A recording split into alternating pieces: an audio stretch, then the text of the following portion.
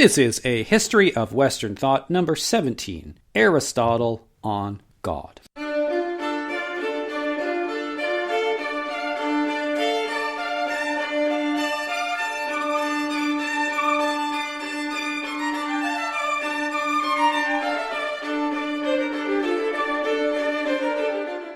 As we've talked about in the last 3 videos, as we have explored Aristotle's philosophy in various ways, Aristotle's philosophy is one of change and motion. Just like the other philosophers of his day, and especially the prior philosophers, Aristotle is trying to give an answer for why things change and move in the world, and how things remain constant at the same time, or they remain the same things. Well, as Aristotle speaks about change and motion, there are a number of questions related to God that begin to arise. Let's talk first about efficient causes. As we spoke about efficient causes previously, efficient causes are those things which directly enact something to happen. This is what we generally think of as a cause, so that which results in a particular effect. Now, we also discussed how those efficient causes do not have to be something that are temporally distinct from one another, but they can actually occur at the same moment. We used the example of a train and the train moving train cars. When the train is moving and the cars are moving, the cars themselves do not actually have the power of motion, but they are moving at exactly the same point. And so we have a cause and an effect at the same moment. But we cannot say simply that because everything is moving at the same time, at the same speed, that perhaps the cars are the cause of the motion of the train, because we know that they themselves simply do not have the power of movement. And so when we're thinking of causes, we can speak not just linearly, but hierarchically. As any given event is happening, we can explain hierarchically what are the causes of motion in one thing, and then we can ask what's the cause of motion in that thing that's making the other thing move, and we can go on and on and on and on and on. Now, for Aristotle, there ultimately has to be some kind of first cause, something that puts things into motion in the first place. This simply cannot go on ad infinitum, that things are causing other things, causing other things, causing other things, causing other things. There has to be some kind of starting point. There has to be a source of motion in the world itself. In fact, secondary causes, or things that don't have the power of motion in themselves, simply could not move if they were the only things in existence. So there must be something that gives the very power of motion. And that thing that gives the power of motion can itself not be moved by anything. Because if it was moved, then it would need to be moved by something else, and it wouldn't truly be the first cause. So this is where the idea comes to fruition that God is described as the unmoved mover. God is one who is immovable in himself. He does not change, but he is the cause of the change that occurs in the universe. So let's talk some more details then about exactly who this God is that Aristotle is talking about. Now, as we read some things in Aristotle, we may be tempted to think that Aristotle's perspective on God is identical to the Judeo-Christian conception of God. But there are some really significant differences. As Aristotle talks about the material world and its relation to God, he certainly believes that God is foundational ontologically, meaning that he is the foundation of being, or we could say he is being itself. And he is the highest of beings, so that everything else in existence relies on him for its existence. However, Aristotle does not believe, as Christianity and Judaism do, that creation began at some point in time. It's not that God was by himself at some point and ex nihilo spoke creation into existence. For Aristotle, both God and physical matter existed forever. They have both existed unto eternity.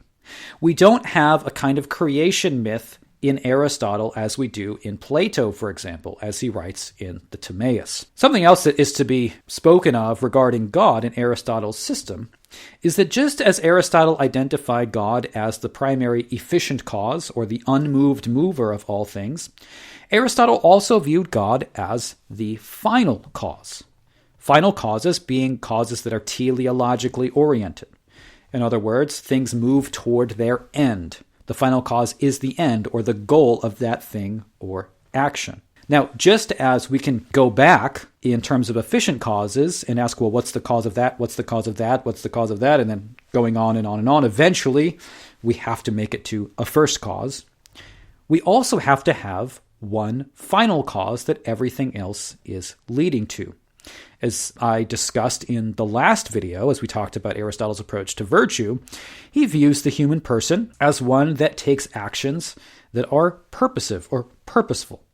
I do one thing in order to do another thing. I go to the grocery store in order to buy food, and I buy food in order to eat the food, and I eat the food in order to give myself energy so that I may survive, and on and on and on.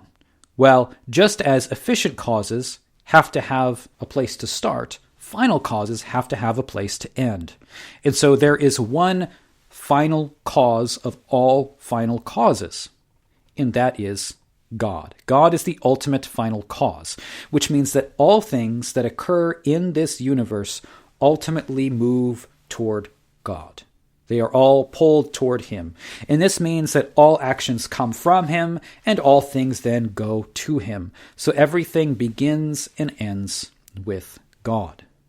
As we speak about a teleological approach to the universe, or approach to the universe that sees meaning and purpose throughout, generally it is the case that these systems have God within them somewhere, because it's understood that it is from God that we have meaning and purpose inherent in the things of this world. So Aristotle also, when he's describing God, speaks of him as a mind. God is not some kind of physical being for Aristotle, as would be at least the anthropomorphized deities of the ancient Greek pantheon, Zeus and so forth. God for Aristotle is a nous, or mind. So God is thought. He is idea. Aristotle speaks about God as pure form. Just as in Aristotle's hylomorphic system, generally things that exist are composites, meaning they are made up of both form and matter. God is pure form, meaning that He actually exists as form without matter at all. So God is, for Aristotle, the highest being. We could even say that God is being itself. So God is the purest being. He is the perfect being. He is the greatest of all beings. Or as St. Anselm would later say, He is that than which nothing greater can possibly be conceived. This leads to a really interesting dilemma on Aristotle's part.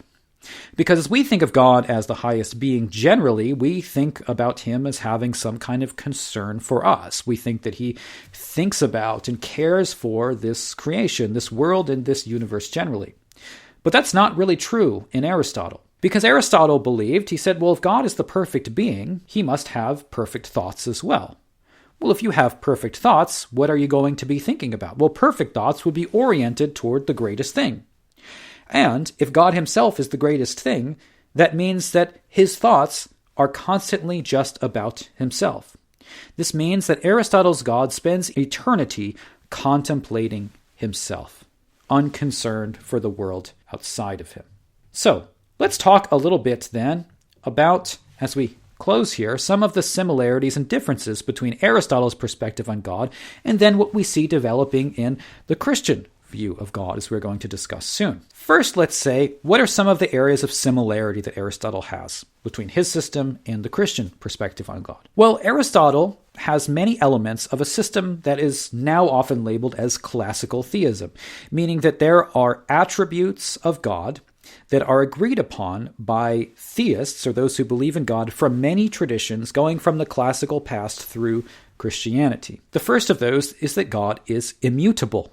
Aristotle's idea of God as the unmoved mover says that God is one that cannot change. This is also a conviction of Christianity. Second, Aristotle says that God is pure act. He is not a mixture of act and potency, or actuality and potentiality, but he is instead pure act. Third, Aristotle believes that God is not material, that God is spirit, as is stated in the book of John. Fourth, God is the source of all motion in the world. This means that all movement and all things that occur in the world ultimately lead back to God as the first cause. And finally, God is the final end or goal of all things. Though these points are going to be picked up in the Christian system as truths about who God is, there are some really important differences as well. First, God is not necessarily personal for Aristotle. He does not use personal language to identify God, the unmoved mover. Second, God does not relate to the world. Very unlike the Christian approach to God, he doesn't really have a concern for creation or a concern for the material world at all, as he is consistently thinking solely about himself. In contrast to this, the God of Christianity is self-giving to the world. Third, there is no necessary connection in Aristotle, at least what we have of his writings, between God and worship. And while worship is certainly part of Greek society, and Aristotle would acknowledge that, he does not call his readers to worship this unmoved mover. In the fourth, as we've seen, there is no creation that is actually in time for Aristotle. So that while Aristotle does confess that all material reality has its grounding in God and exists only in and through him, this did not have a temporal beginning. So now we have finished our videos on the great Greek philosophers of Plato and Aristotle. In the next section of videos, we are going to be looking at some of the Hellenistic philosophers that arise in the Roman world.